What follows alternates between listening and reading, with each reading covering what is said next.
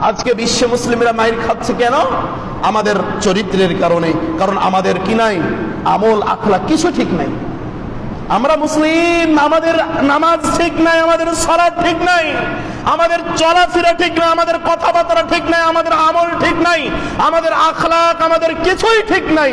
এই জন্য গোটা বিশ্বে মুসলিমরা আজকে নির্যাতিত, মুসলিমরা আজকে মায়ের খাচ্ছে শুধুমাত্র নিজের ভুলের কারণে। কারণ আল্লাহ তো বলছেন তোমরা আমার কাছে চাও, আমি তোমাদেরকে দিব। কখন দিব?